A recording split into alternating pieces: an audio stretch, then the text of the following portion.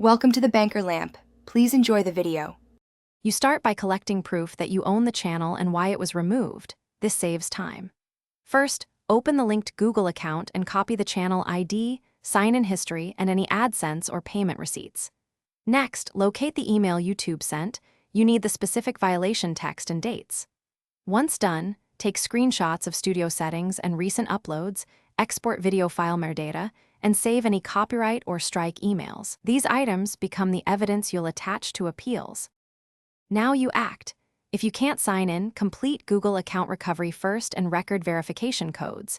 This restores access and avoids repeated appeals. Then, use the YouTube appeals pathway in Creator Support, choose the channel suspension option, and upload all evidence in one submission.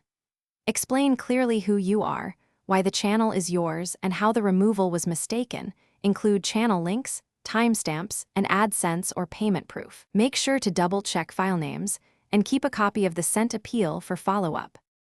Finish by monitoring responses and preparing to act fast once YouTube replies. If they restore the channel, immediately secure your account with new passwords, two-step verification, and review collaborators and connected apps. If they request more info, respond with the exact docs they asked for and a concise timeline of ownership. If the appeal is denied, request a human review and submit any additional proof you missed. If that still fails, escalate through creator support pathways and keep organized records to strengthen a subsequent appeal. Thanks for watching. If this was helpful, leave a like and consider subscribing. See you next time.